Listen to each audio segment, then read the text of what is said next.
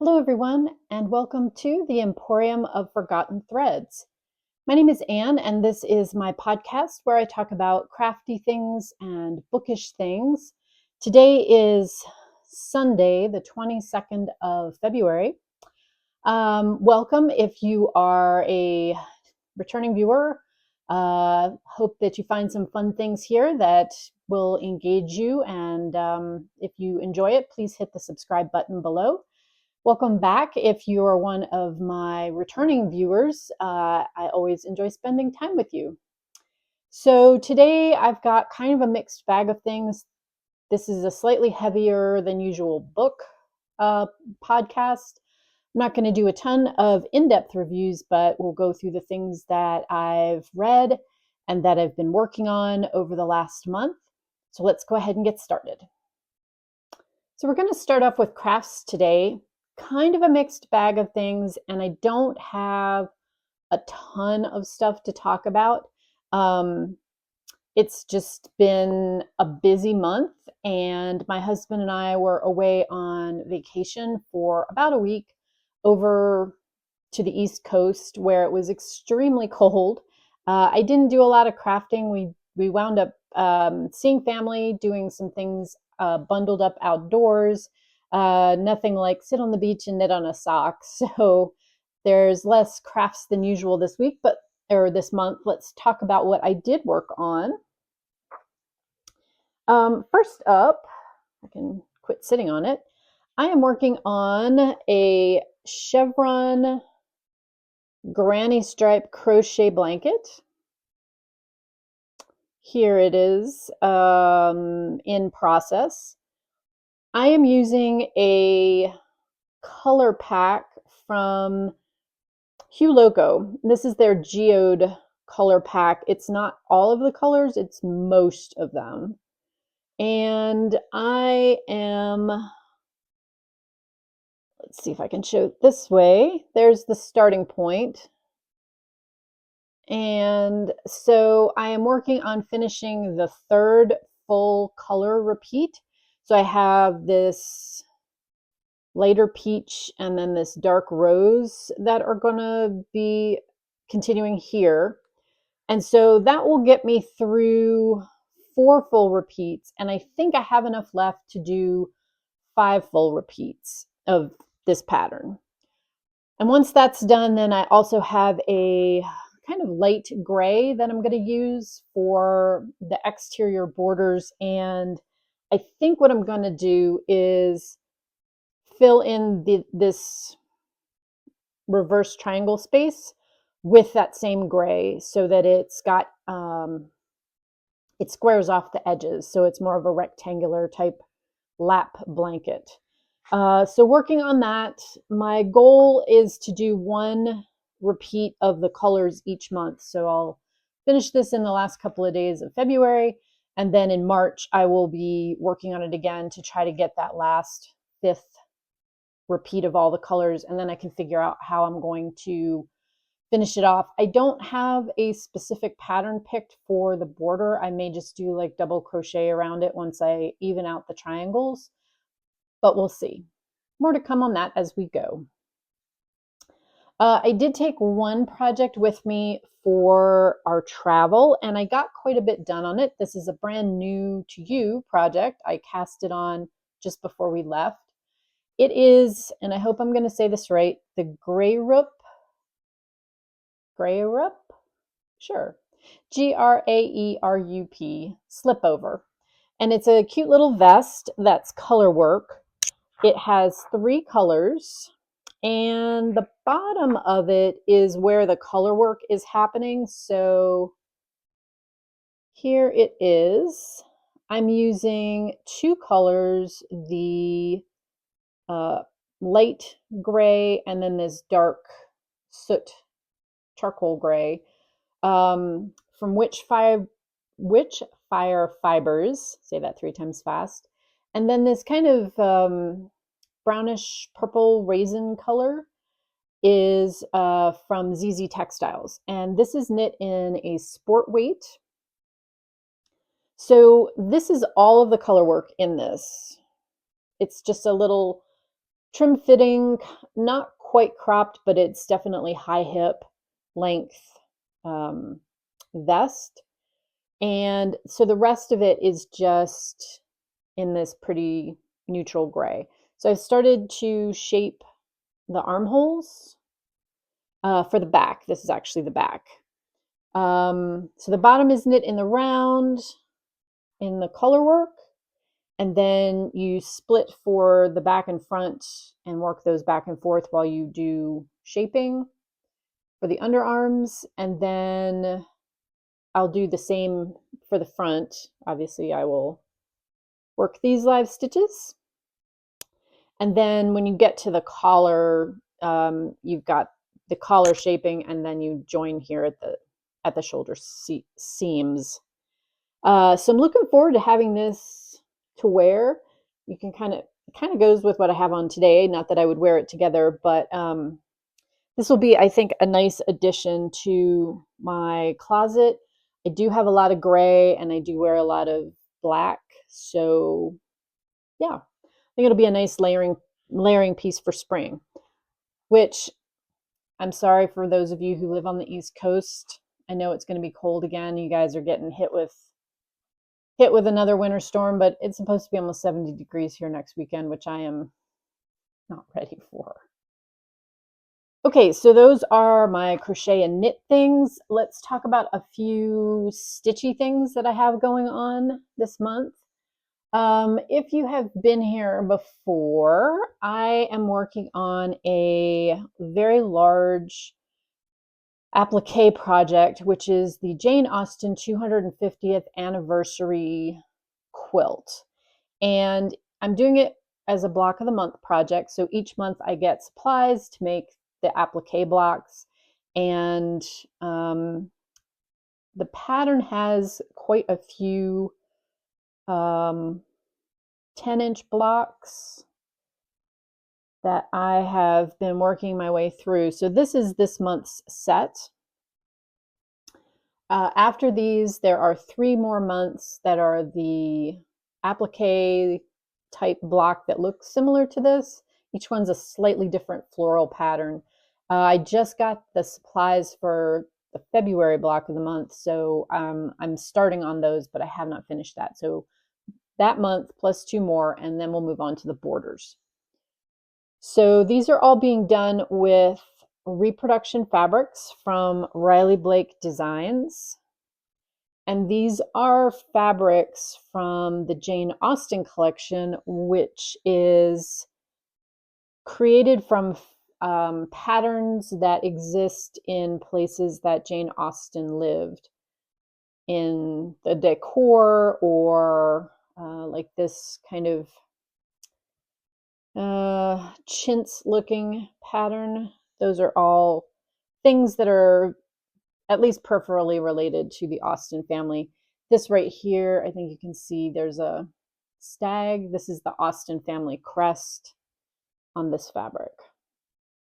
This one is a really great one. It's, I don't know if you can see it because the pieces are cut, but it is a sort of reproduction sampler that's in the background of those. So really enjoying working on that. The blocks come almost perfectly. I can get through the month. Usually it's the same week I finish, but then the next package with the supplies for the upcoming month arrives. So I am working away on those. That is finished for this month. Like I said, we'll have the February version coming next time I talk to you. The other project that I'm going to share is my book sweatshirt. I don't think I had this started last time we talked, but in essence, what this is it is a very basic, slightly oversized sweatshirt that I bought inexpensively, and I am embroidering motifs from the books I read this year on it. So let me show you where I've started here. I have the signature from Ben Franklin. I finished that book up last month. I have not yet washed away. This is like a really thin stick on that I use. So I trace a design on it and then I can stick it on here and this just washes away. But here are two that I have finished. These are the first two motifs that I chose for the Lady Sherlock series that I'm reading. The very first one was A Study of Scarlet Women, where one of the focus points was the poison. And this one was, oh gosh, I just misplaced the name, something in Belgravia, and there's a whole bunch of meetings underneath a street lamp. So I did that one. And then I have started on a book, a motif from a book, which I'll talk about in the books section, that features the Eiffel Tower in Paris. And so I'm just outline stitching that. So that's where I am on this. It doesn't really look like much, but you can see the sleeves here in progress. And I did a lot of reading this month, so there will be more to come on that, but that's what I'm working on right now. And then finally, today, Sunday, the 100-day project kicked off, and this will run for 100 days, so a little over 2 months. And I have decided that I would like to concentrate on a hand piecing set of star hexagons. I had started these last year. I have 23 of them already done. They're all in scrappy fabrics, shades of blue. And here is my first one that I made for today to kick things off. So like I said, I already have a start on these, but this will be 100 days of making these little guys. Just to show you what I'm doing with those, I have I cut them in batches of 10 at a time. And I have a little template that I use, little acrylic template. So I mark the stitch line, which is the interior line, and then I cut around the outside edge. And so I make up little batches of them so I can just grab them and make them when I am ready to go. So the dark color, the blues, and then the neutral color, creamy or white fabric. So this is actually a good little travel project, which I have to remember next time I go away, which will be in mid-March when I go to see my folks, because basically everything fits in this little box. And then I have, my threads and scissors in this cute Jane Austen pouch.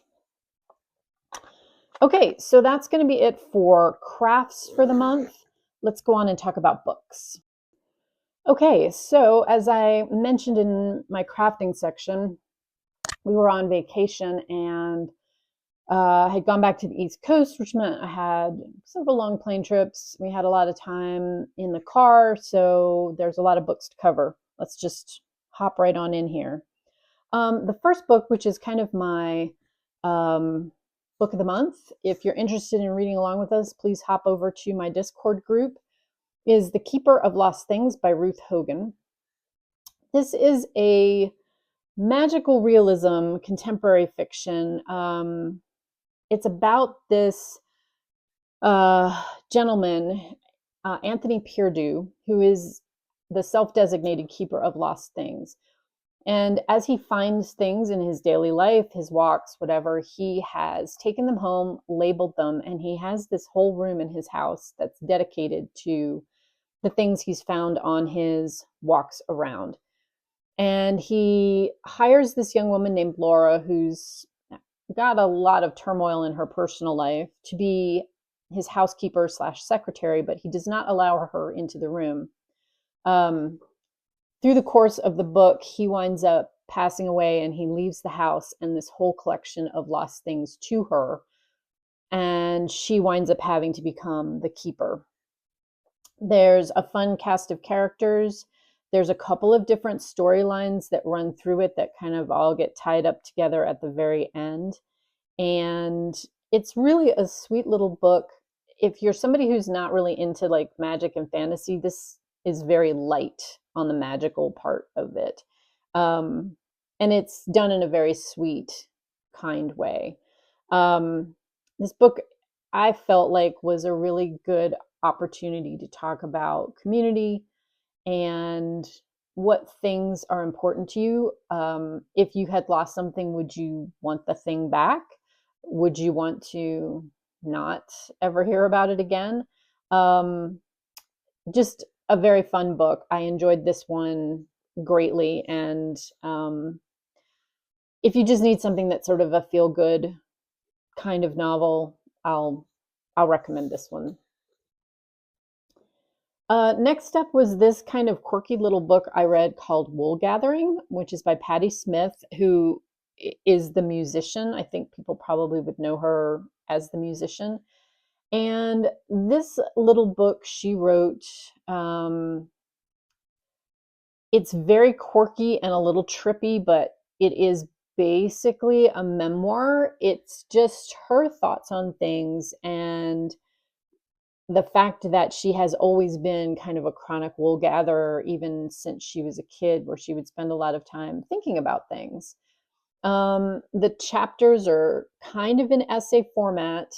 Some of them, I think you will walk away, if you decide to read this, you'll walk away thinking, what?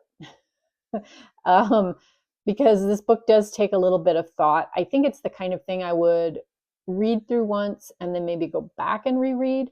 Some of the things she writes about that are her life experiences are really interesting in terms of how she processed the world that she lived in. It is not a long read at all. I think it is, yeah, it's less than 100 pages.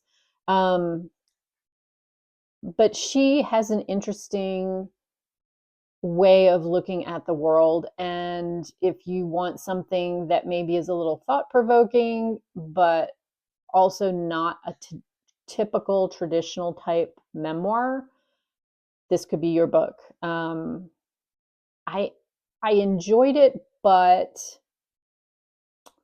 I'm not totally sure how to describe it. So your mileage may vary. Anyway, it was fun. It was a fun little read.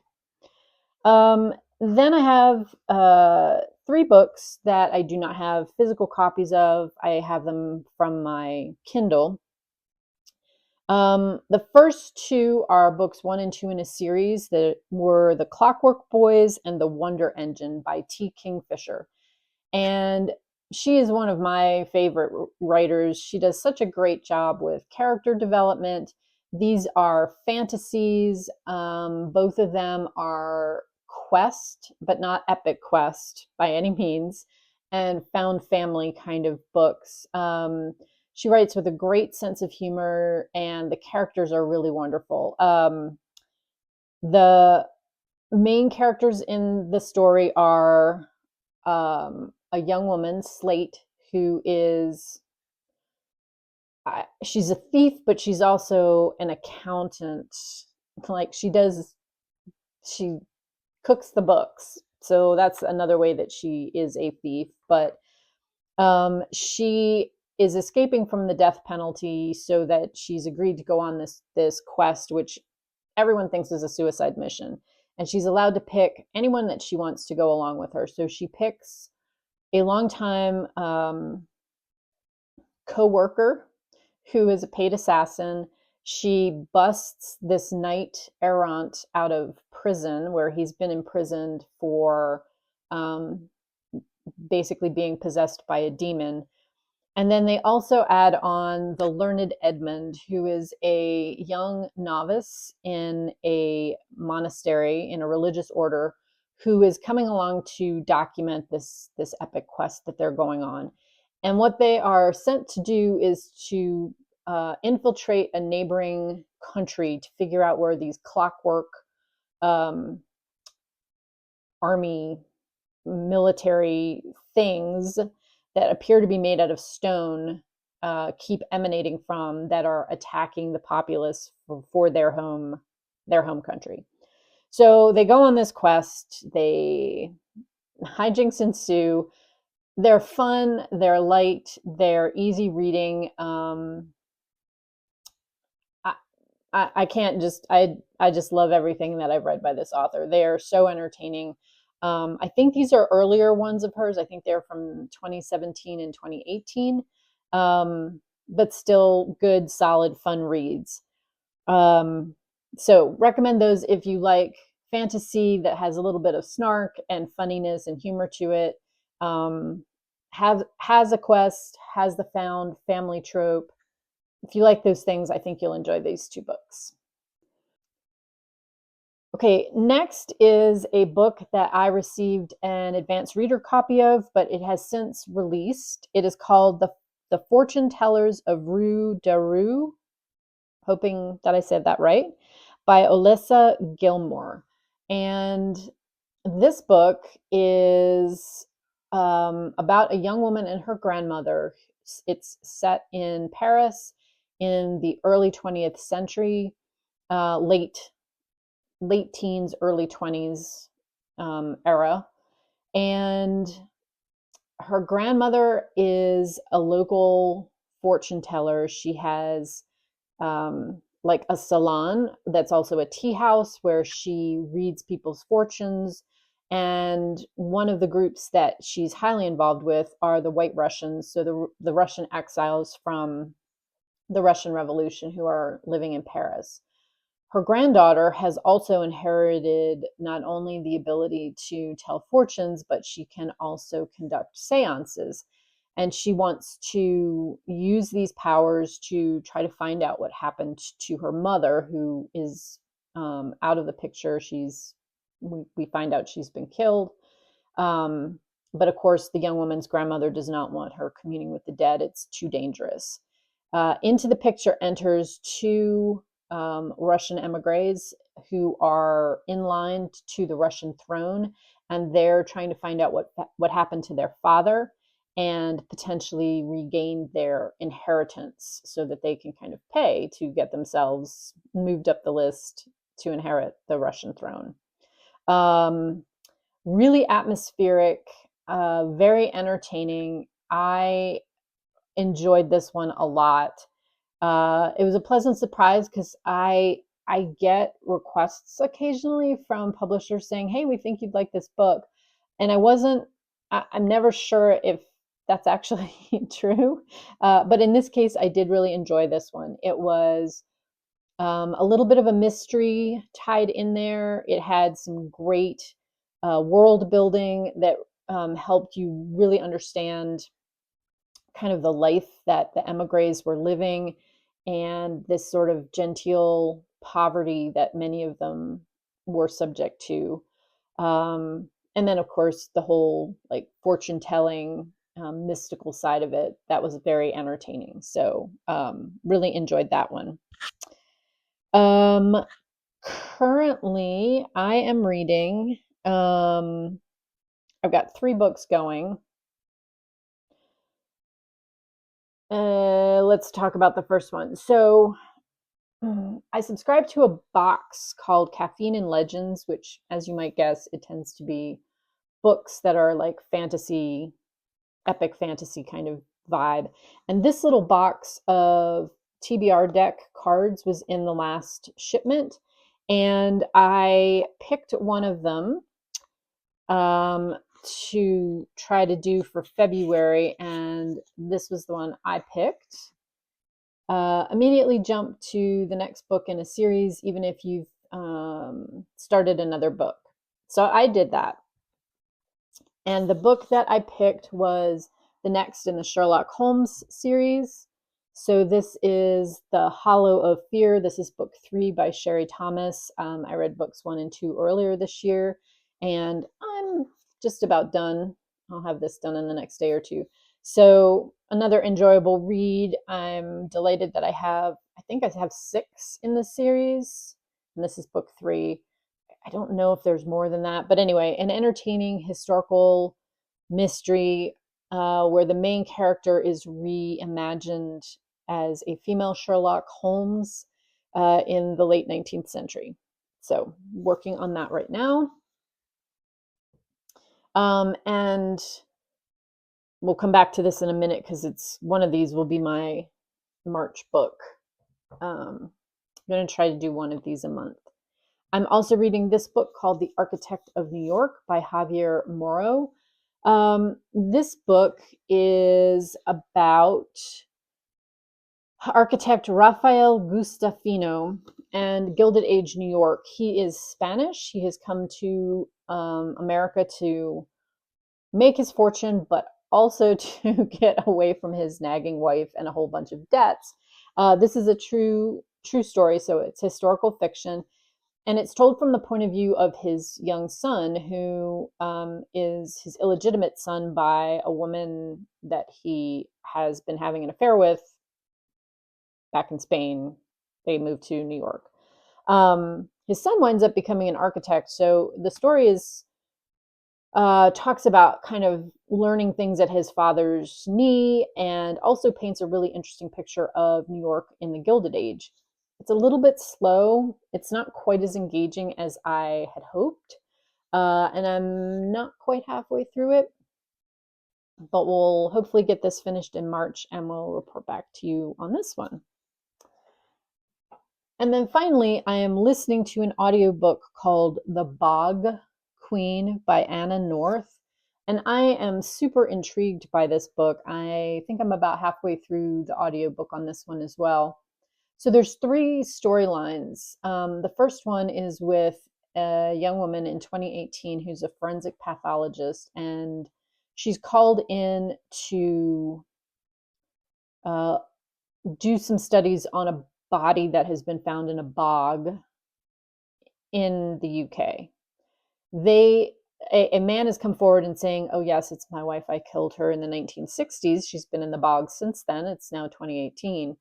But the forensic pathologist realizes that this body is much, much older and is dating it back to the Neolithic period. So the other story then that comes out is the backstory of the Neolithic bog person that they've found. So that's the second storyline. And then the third storyline, which is really interesting, is the moss that is in the peat bog. And so that is actually a third voice that we hear within the book itself. Really interesting approach. It's not a super long book. I think the audiobook's only about 8 hours total, but really enjoying that one, and also hope to have that one finished in March. So we'll report back on those TBR ones. So for March, I've got, let's see, the 2 books that I'm currently reading, The Architect of New York and The Hollow of Fear. If I don't have those finished up in February, they will get done in March. This is the card that I picked last night from my TBR. A revenge story that makes you say, good for her. And I have some options for this, but if you have a title that you think I would enjoy and would like to leave me a note that would fit this prompt for March, please do so in the comments below. I think that's about it for today, trying to get this one done up fairly briskly. I hope everybody's doing well. If you have another storm incoming this week, stay safe, stay well. If you are elsewhere in the world, I hope things are well with you, and look forward to chatting with you in the comments. So have a good one. I will see you in March. Bye for now.